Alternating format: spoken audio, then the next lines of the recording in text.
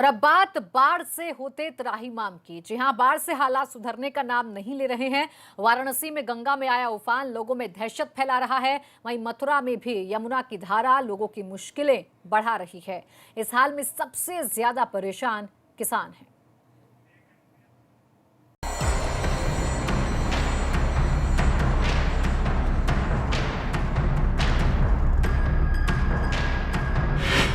डूबे हुए किनारे, जलमग्न सीढ़ियां,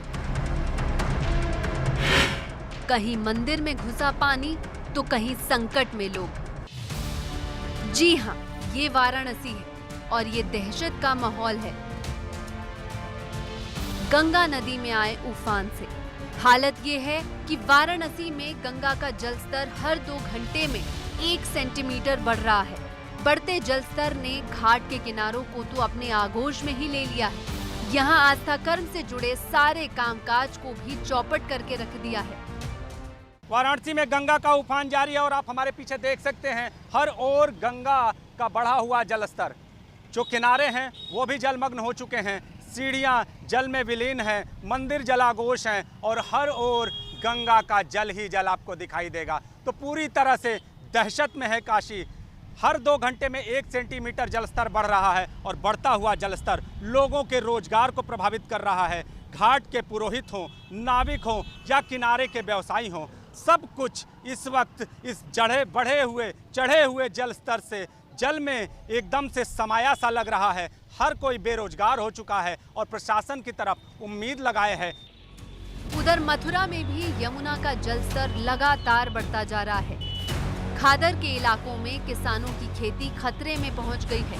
किसान भी परेशान हैं। अगर थोड़ा सा भी जलस्तर और बढ़ता है तो उनकी फसलें पूरी तरह जलमग्न हो जाएंगी। यहाँ वृंदावन के केसी घाट, भ्रमण घाट और आरती घाट की सीढ़ियाँ टूटने लगी हैं। पहाड़ी इलाकों में हुई बारिश के कारण मथुरा में भी यमुना का जलस्तर बढ़ने लगा है। यमुना के किनारे बने घाटों की सीढ़ियाँ भी यमुना के पानी में समाने लगी हैं। मथुरा में यमुना रौद्र रूप धारण करने लगी है। अगर इसी तरह यमुना का जलस्तर बढ़ता रहा तो नौजील और माठ क्षेत्र के किसानों के सामने परेशानी खड़ी हो सकती है। उनकी फसलों में पानी जा सकता है। वहीं मुरादाबाद में रामगंगा नदी का जलस्तर बढ़ने से पानी आबादी वाले इलाके में घुसना शुरू हो गया है। निचले इलाकों की कॉलोनियों में रहने वाले लोगों की चिंता बढ़ गई है। नदी का पानी शहर की तरफ बढ़ता देख लोग अपने घरों के बाहर दिखाई दे रहे हैं। 4-5 दिन हो गए परेशानी में है। 4 तरफ से रास्ता बंद है। हमारी पानी में उतर के अपने खाने पीने का साधन लेने जा रहे हैं। अच्छा। उन्हें साधन देने वाला भी हम ही है, हम ही जाएंगे पानी में उतर के। उधर गोंडा में घाघरा नदी का जलस्तर कुछ दिनों से घटा है, लेकिन लोगों की दुश्वारियां कम होने का नाम ही नहीं ले रही है। प्राथमिक विद्यालय भी बाढ़ की चपेट में है। स्कूल परिसर पूरा पानी से भरा हुआ है। करीब 1 दर्जन गांव बाढ़ की चपेट में है। खेतों में लगी फसलें भी चौपट हो रही हैं। प्रशासन का दावा है लगातार बाढ़ पीड़ितों को राशन किट, पशुओं के लिए चारा और भूसा बांटे जा रहे हैं। ये सामने क्या डूब रहा? कोई मदद मिली सरकार से? मदद नहीं। तो इस समय कहाँ रह रहे हैं आप लोग? यही सड़क पर रह रहे हैं। क्या करते हैं? यही सड़क पर रहते हैं, पैर पात ला के भींगा के खिलाते हैं। राशन पानी गला सब भींग गया। कोई मदद नहीं, कोई सुनवाई नहीं। पहाड़ों पर लगातार हो रही बारिश के कारण कन्नौज जिले से गुजरने वाली काली और गंगा नदी का जलस्तर बढ़ने से दर्जनों गांव की मुश्किलें बढ़ गई हैं। गंगा का पानी खतरे के निशान से महज 3 सेंटीमीटर नीचे रह गया है। बाढ़ आपदा राहत टीम इन गांवों का जायजा ले रही है। आपदा टीमों को अलर्ट मोड पर रहने के लिए निर्देश दिए गए हैं। Bureau report, ABP Ganga. Hardoi के बिलग्राम इलाके में गंगा के बढ़े जलस्तर से कई गांवों के लोग परेशान हैं। तेजी से बढ़ रहे पानी की वजह से कटान हो रहा है। ऐसे में लोग अपना आशियाना तोड़कर सुरक्षित स्थानों की तरफ जा रहे हैं। वहीं सिंचाई विभाग की ओर से गांव को कटान से बचाने के लिए बोरियां डालने का कार्य जारी है। तो लोग परेशान हैं क्योंकि पहले बाढ़ ने सताया, फिर कटान ने भी मजबूर कर दिया।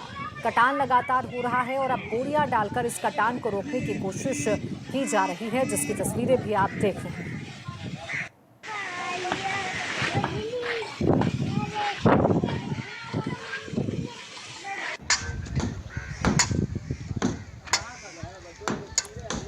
तो बाढ़ के चलते लोग बेघर हो गए हैं, पलायन करने को मजबूर हैं क्योंकि एक तरफ पानी डरा रहा है तो वहीं कटान भी सता रहा है।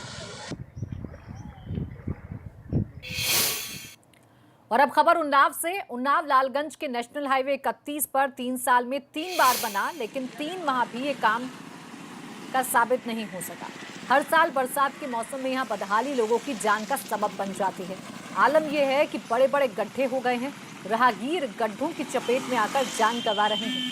भारतीय सड़क और राजमार्ग मंत्रालय ने 2016-17 में उन्नाव लालगंज नेशनल हाईवे का करीब 2233.24 लाख का बजट नवीनीकरण के लिए स्वीकृत किया था। वक्त एक छोटे से ब्रेक का हो गया है।